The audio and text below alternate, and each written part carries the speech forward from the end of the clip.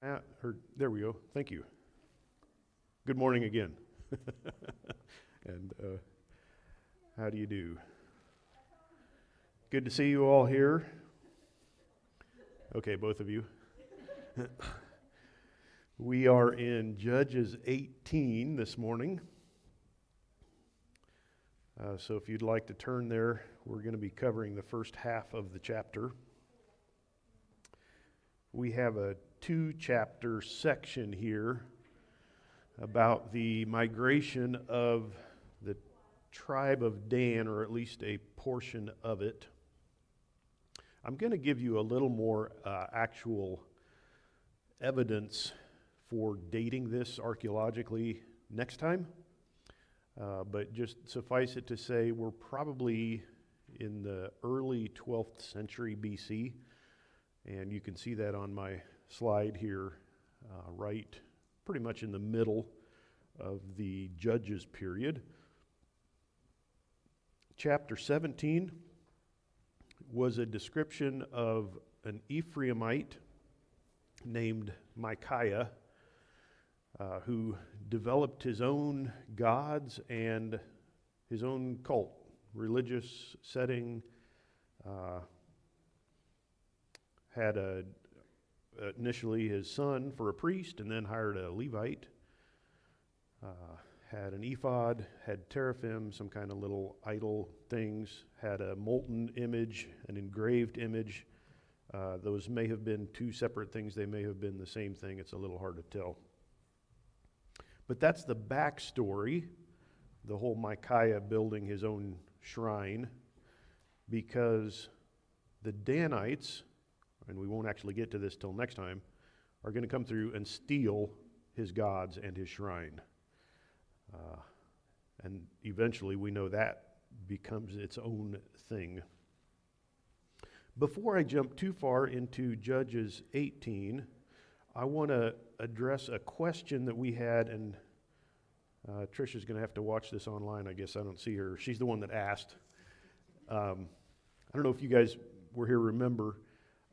She wanted to know how it was in Judges 17:17 that we have a young man from Bethlehem of the family of Judah who was a Levite. Because Levi is a tribe, Judah is a tribe. So how can he be a Levite if he's of the family of Judah?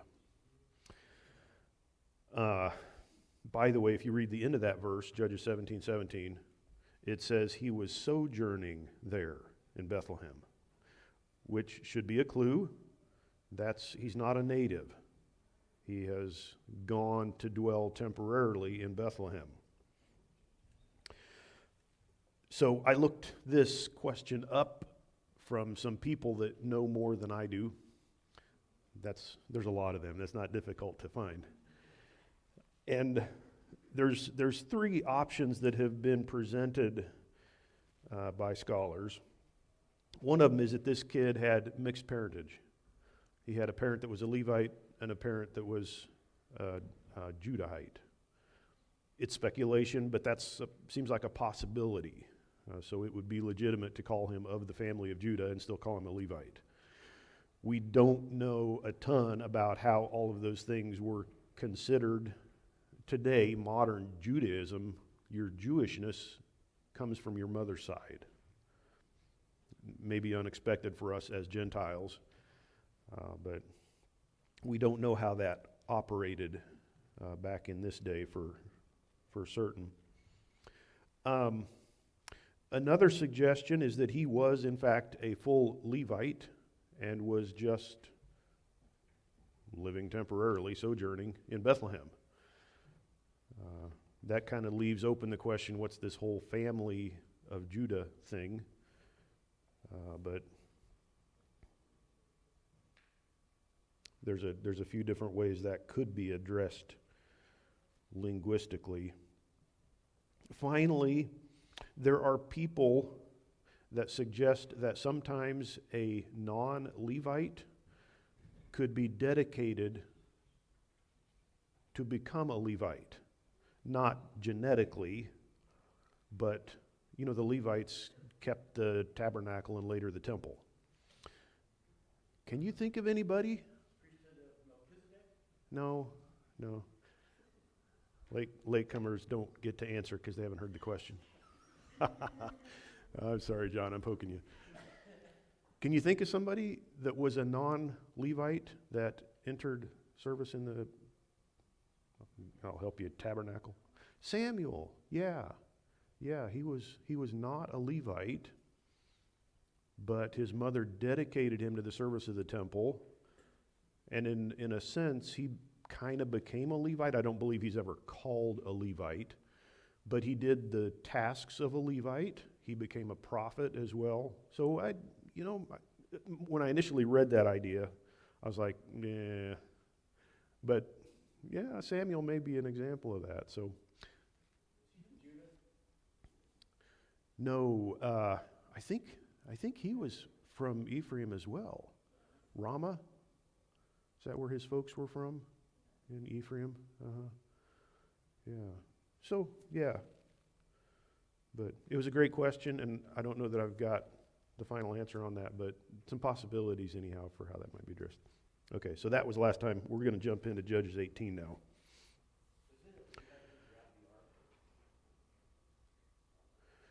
Was it a Levite who grabbed the ark? I'm not coming up with his name off the top of my head, John.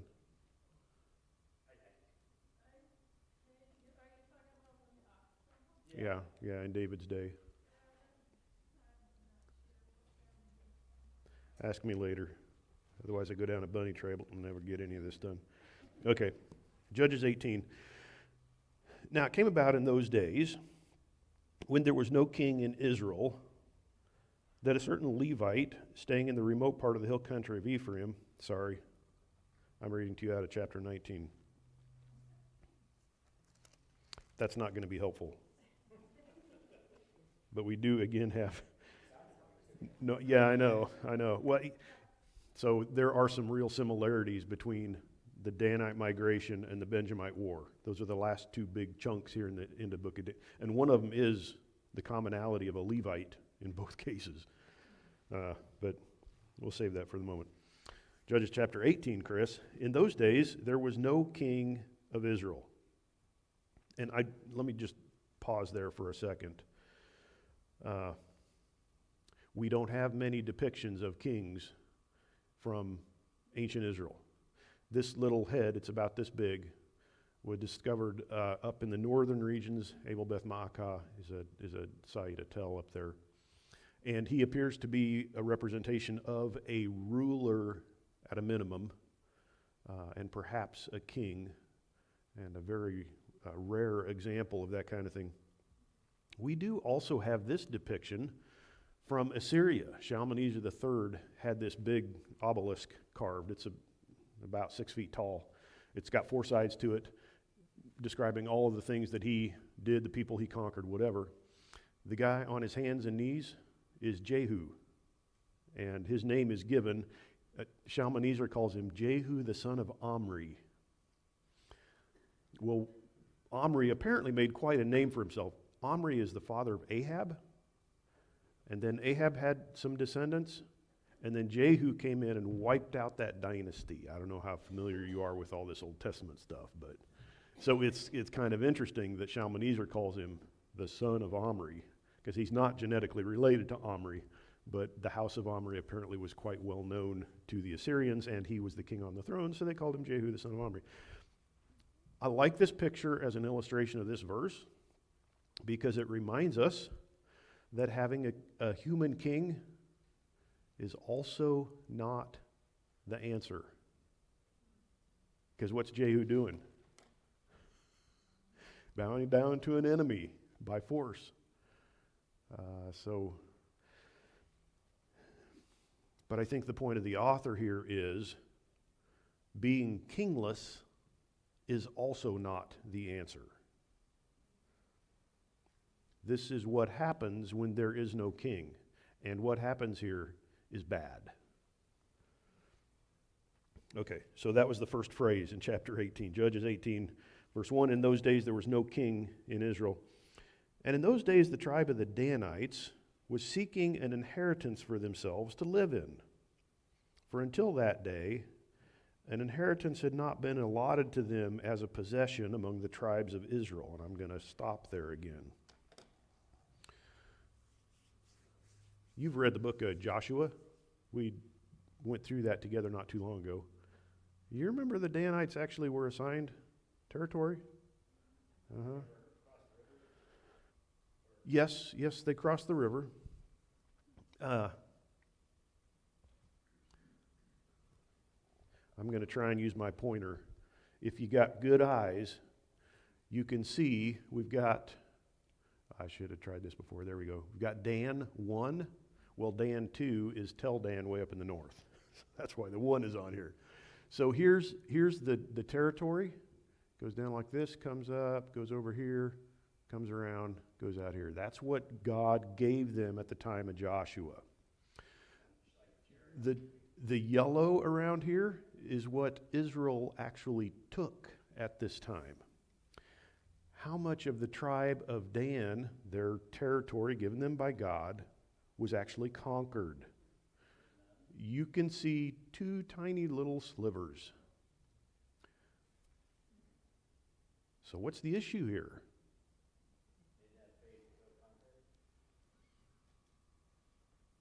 Yeah, they didn't have faith to go conquer it. Which is interesting because they're going to go conquer somebody else, but they don't take their own territory. Keep that in mind here.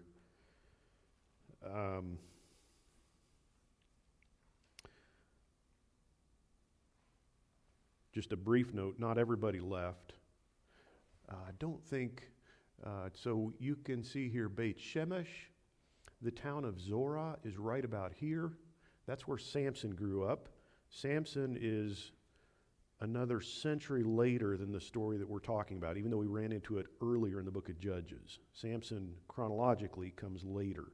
So there are still some folks, some Danites in Danite territory. Not everybody leaves.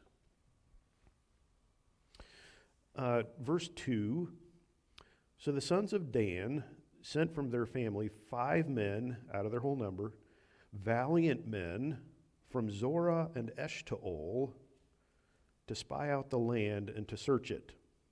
And they said to them, go search the land. And they came to the hill country of Ephraim, to the house of Micah, and they stayed there.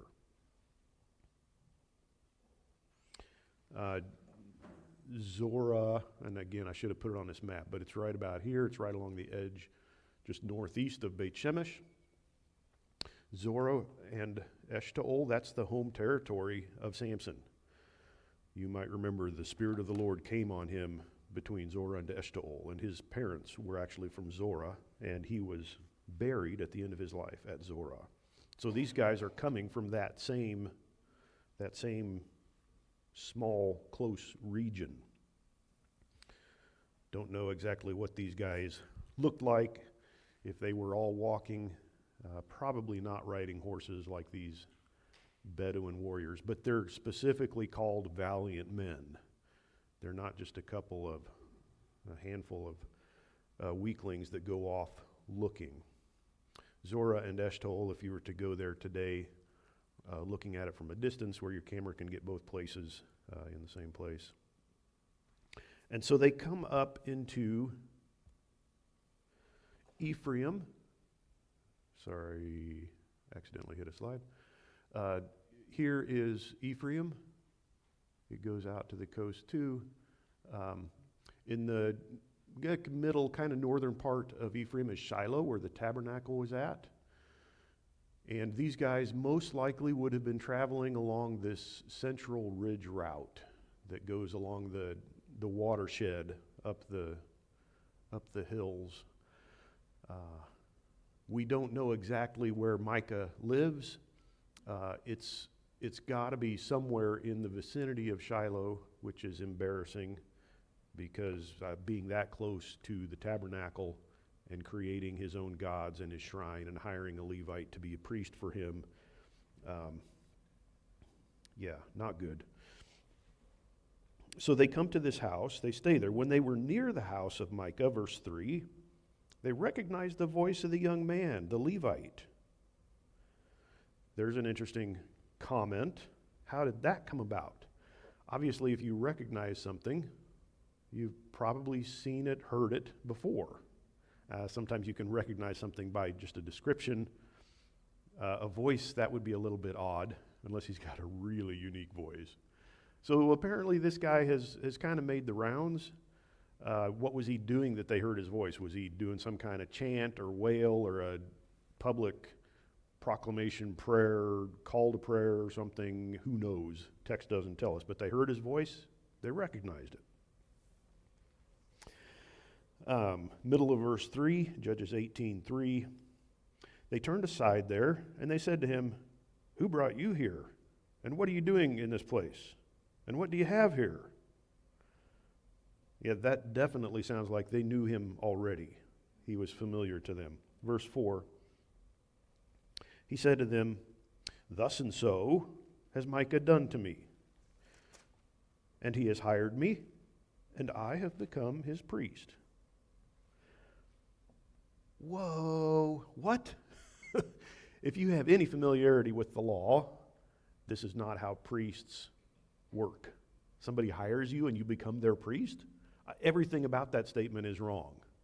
It doesn't seem to bother the Danites, though, which tells you we've got a pretty big problem. They're even from a different tribe, and they hear this statement and they're like, okay. In fact, their ears are attuned. So what do? What is their response? Verse 5, they said to him, "Inquire of God, please, that we may know whether our way on which we are going will be prosperous." So they want him to connect them to the divine and see what's in store.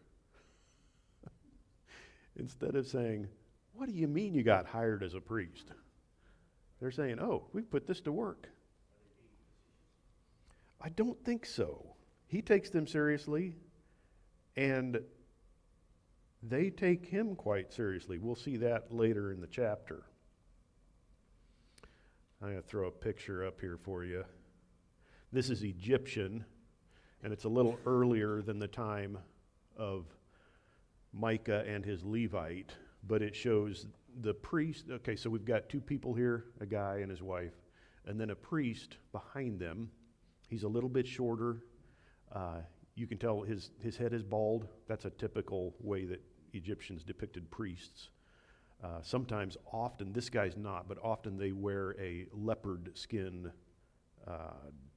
It's not a full garment, but it's kind of over their shoulder. He does appear to have some kind of writing material, a scroll or something in his hand too.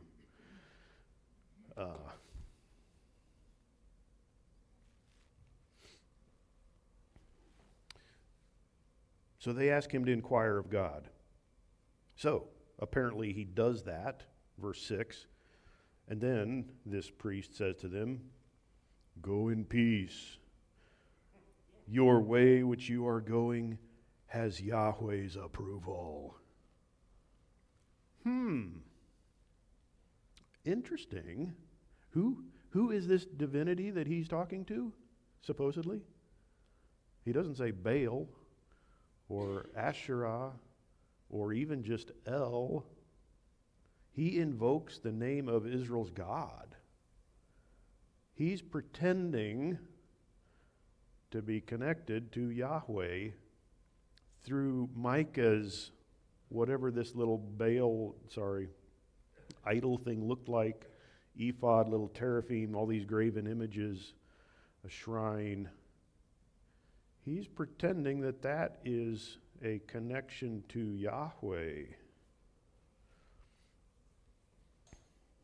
And he gives his blessing on them. You know, if we had time, we could run through some other places in the Old Testament where people claimed to speak for Yahweh falsely. You're probably familiar with some of those too. But we're going to move on. Verse 7, then the 5 men departed, and they came to Laish, and saw the people who were living in it securely after the manner of the Sidonians, quiet, and secure. For there was no ruler humiliating them for anything in the land, and they were far from the Sidonians, and had no dealings with either anyone, Adam, or the Arameans, Aram.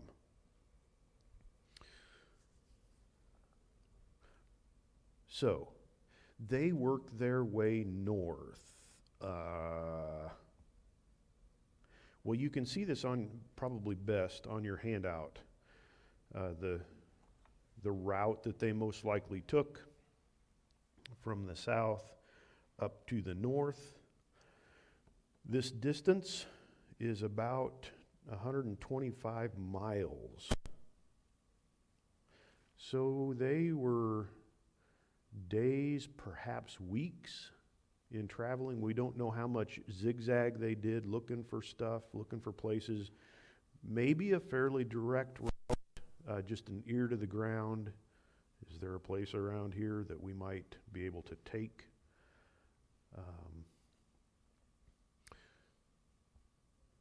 I find this interesting, so I will expose you to it, whether you like it or not.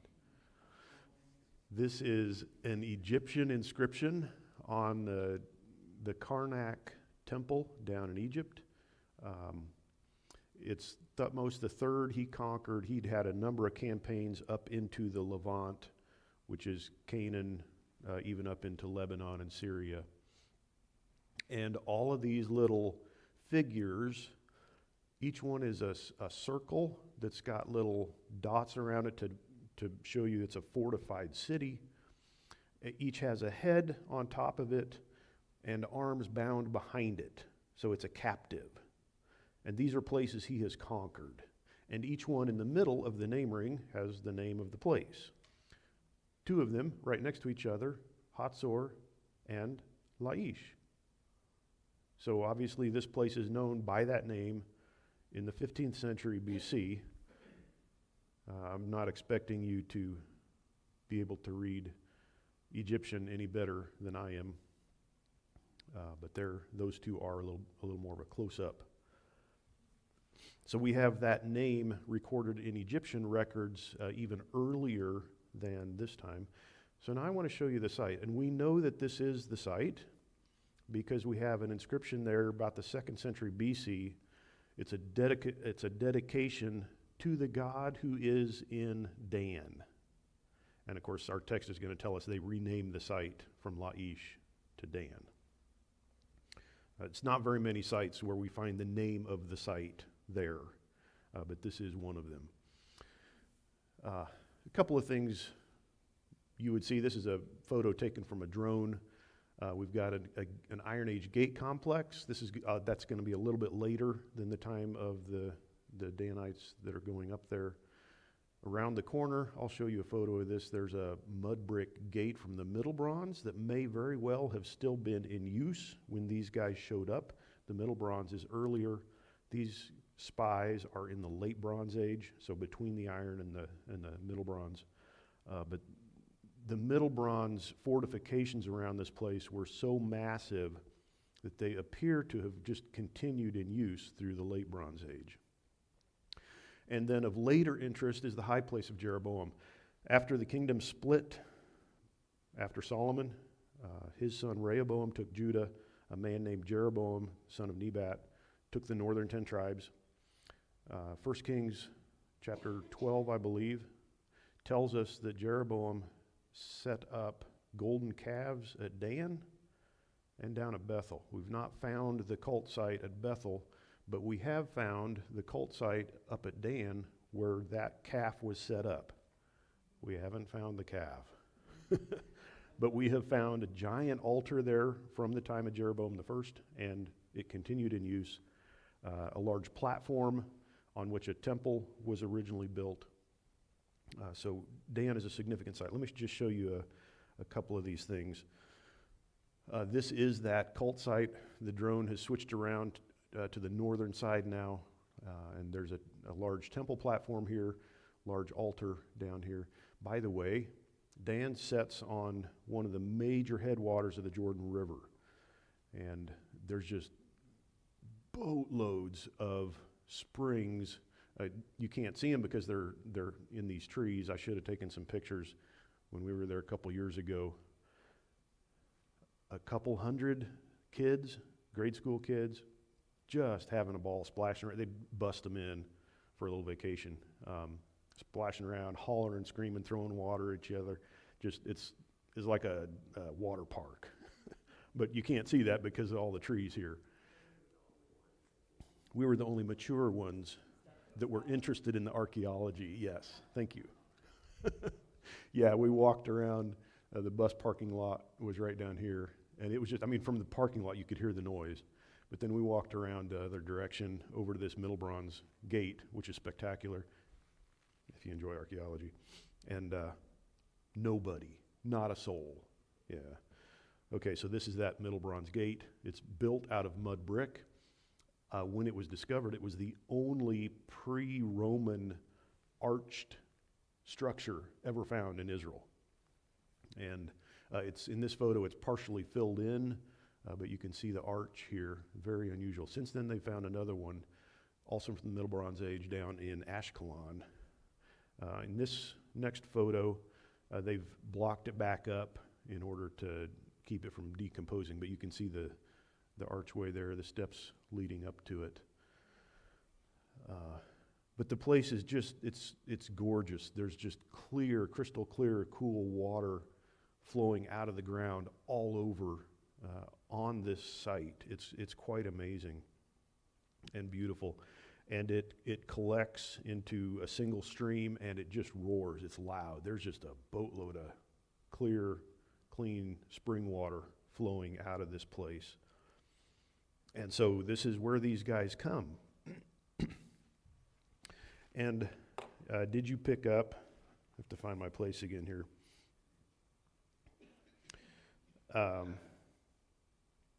In verse 7, after the manner of the Sidonians, quiet and secure, there was no ruler, so apparently they had more of a rule by community elders or something like that. Almost sounds a little bit like a nascent democracy or that kind of thing. They were far from the Sidonians. Let me bring that map up again. So you can see Sidon, major site, off on the coast here. And to get there, you've got to cross quite a bit of rough country. Don't know exactly what it means that they were living after the manner of, but not connected by them. And then the final word there, they had no connection with. Your English version could say anyone. It might say no connection with the Arameans or with Aram. And I didn't bother to put the Hebrew up here for you, but if you saw those two words, Aram and Adam, they're almost identical visually. The middle letter on a dalet has a little bit of a tail up at the top, whereas the resh is a little more rounded. It's real easy to get those two letters confused. And that may be what happened here. Isolationists? Apparently, yeah, isolationists. Nobody to call on for help.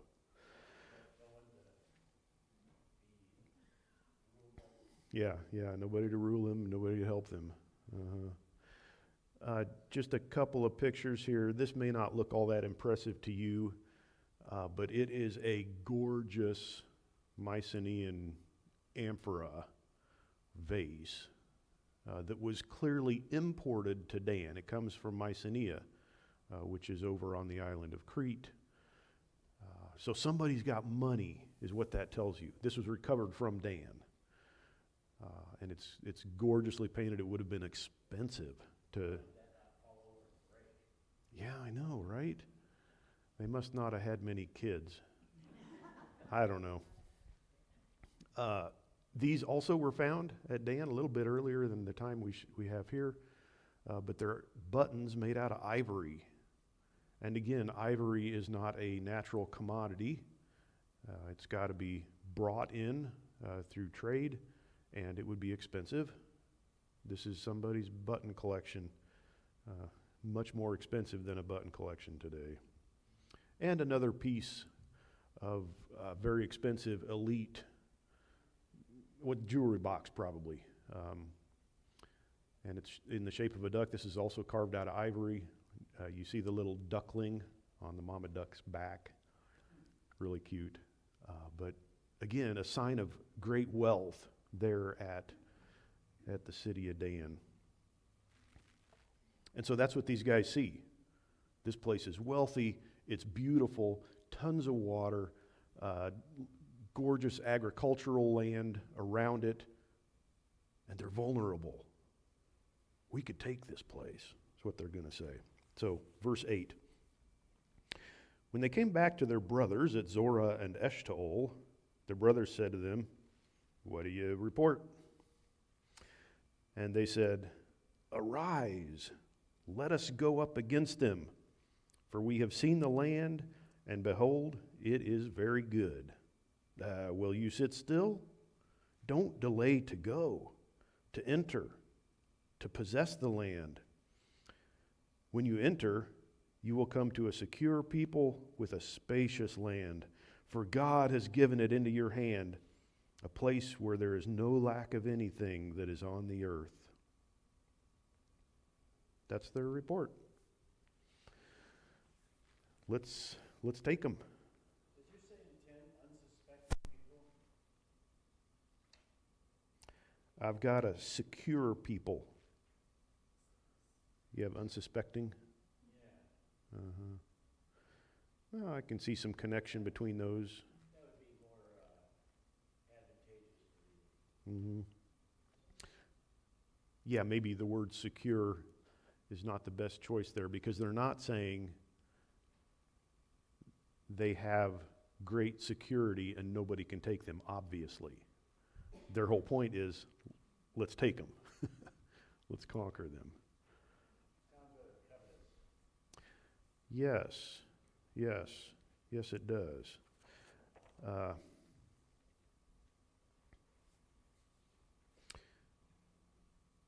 want to say a couple things about that, John. But before I do, they say God has given it into your hand. Why would they say that?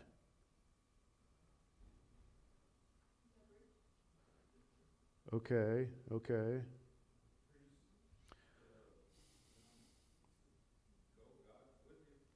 That's kind of what I'm thinking, Daniel. It's a reflection of their interaction with this Levite priest. That's what he told them. God will go before you, as it were. Yeah. Jeremiah or Isaiah who said, okay, yeah, God's with him. Just knowing that they weren't. Yeah. And they were wanting to give him a true. Yeah. And then the king comes back and says, "Wait a minute." He never says anything good. Tell the truth. Yeah. This is an ironic statement. God has given this into your hand because God had already given them an allotment. Why aren't they saying, "Go down and take it"? Because the part they hadn't taken was downhill from where they were. They'd already given up on that for some reason. We think there were Philistines in that area. But if you're following God, God's got your back. What are Philistines? But they don't have that mindset. But they do have the mindset, we can go take somebody else's land. This land that they're looking at now, one of the other tribes was supposed to have taken. Yeah, I don't think on my map, I don't think I've got.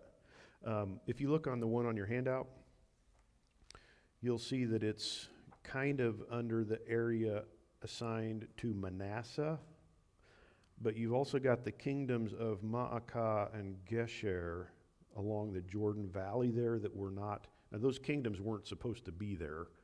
The Israelites were supposed to have taken that. But yeah, as I understand it, this would have been originally assigned to Manasseh. Now, obviously, Manasseh has not taken it. They're not killing Israelites when they take Laish, which they will rename as Dan.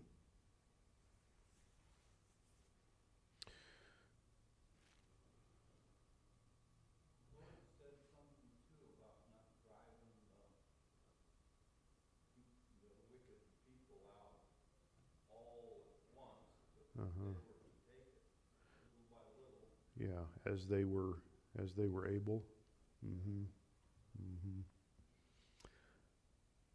Let me just throw a couple of things your way, moral aspects of this Danite plan. I think it's obvious they were not willing to fight for the land that God actually gave them. They've been assigned a territory. Go read Joshua. But they're not willing to fight for that. Go the other direction, Kris. It's interesting they didn't seek an empty land where they could build their own place. There were empty places that they could have gone, but they want to go to a place that's already inhabited. It is great land and a great city. What do you have to do to take a great land and a great city? Fight for it. Be willing to pull out your sword and gut somebody else. You want their stuff? That's what it's going to take. Undermine their morality.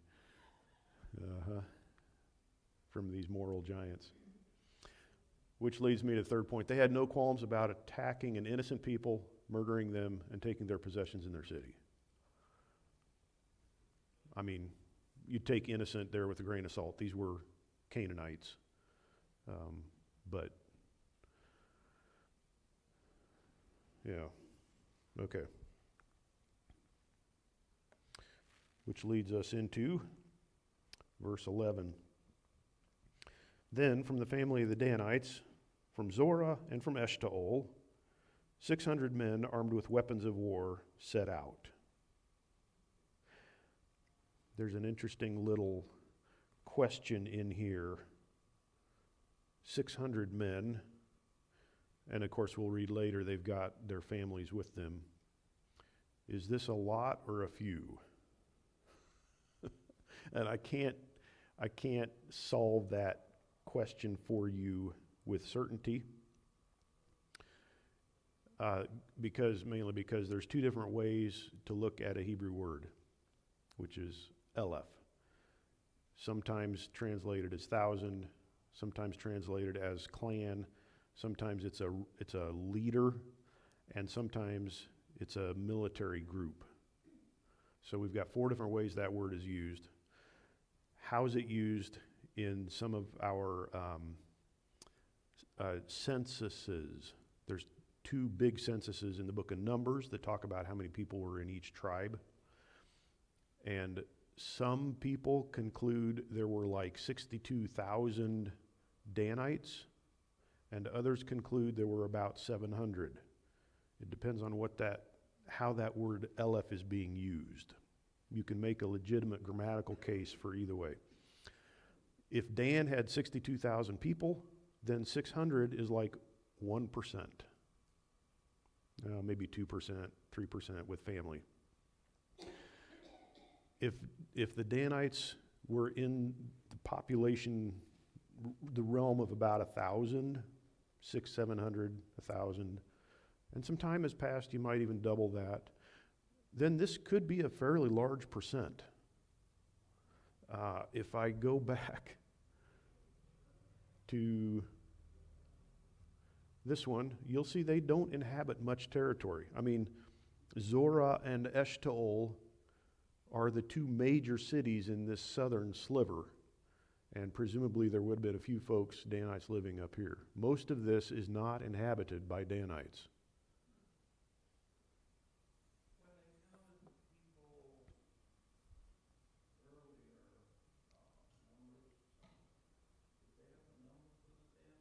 Yeah.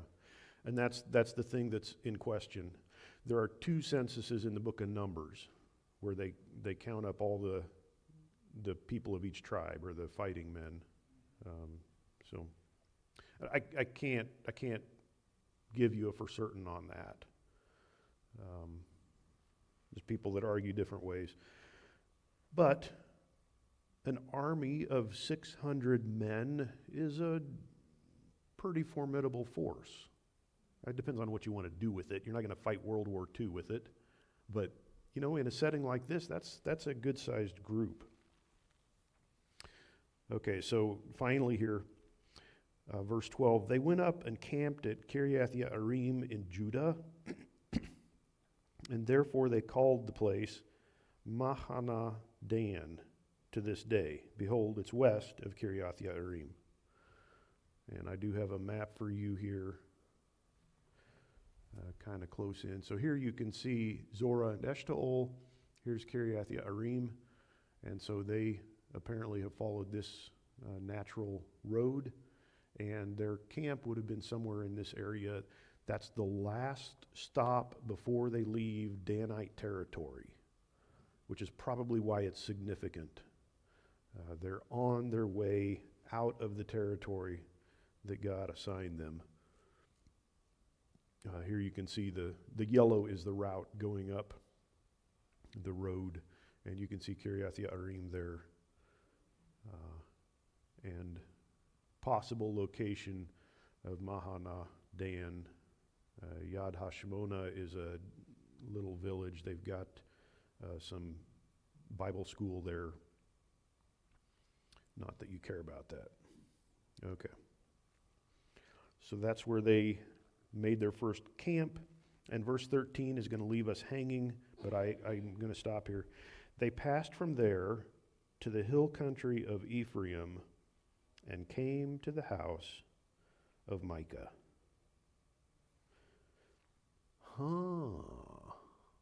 So these two stories come together. What's going to happen? You already know. You read this, but if this was your first time reading it, you would have that question in your mind. That's a very pregnant statement. They come by the house of Micah. So let me finish up here with a few closing thoughts. Discontent with what God has given us leads to sin and darkness.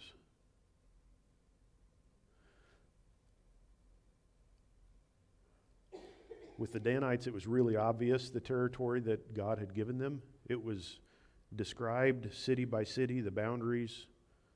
There's no question.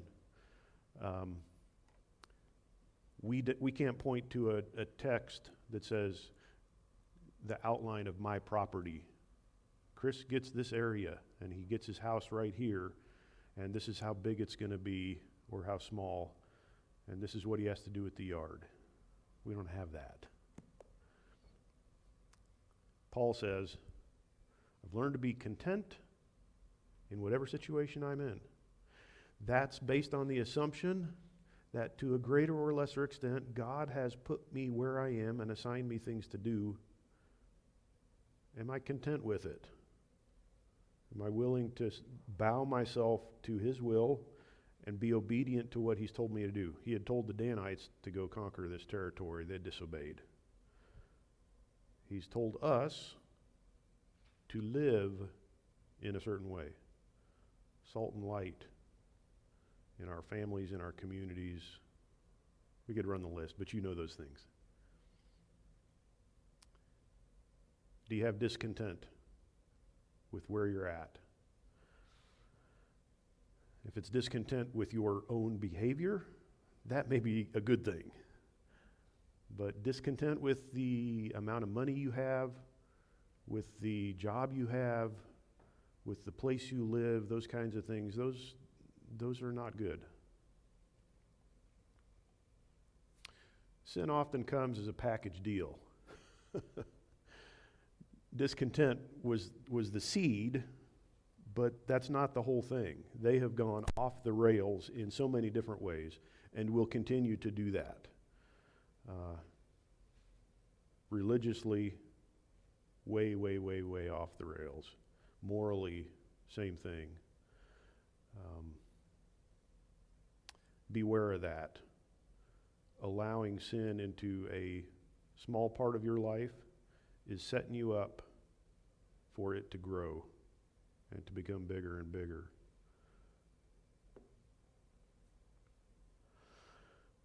The brutal nature of sin is on display here, and I know we as 21st century Americans have different moral concepts when it comes to things like war than they did in antiquity. But as we'll see, they have no qualms about theft.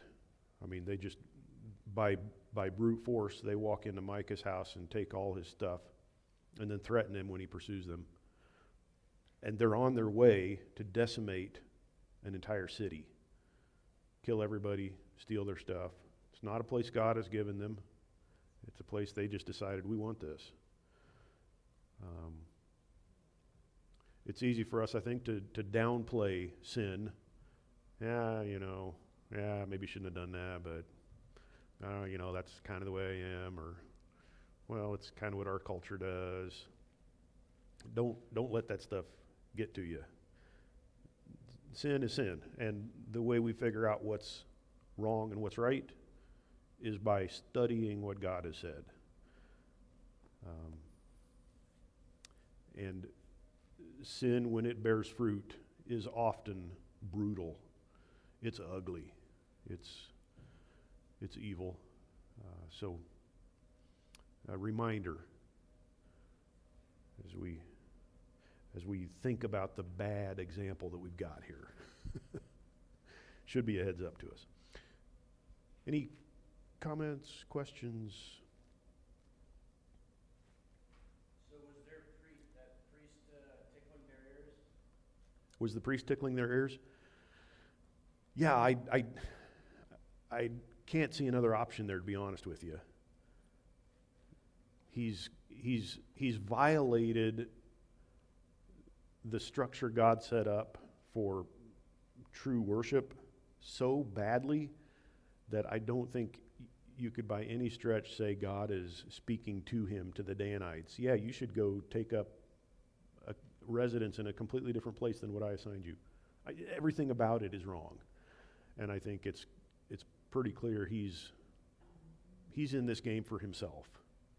He loves the comfort, the feeling of power, the things that it brings him, money and other things. So, yeah.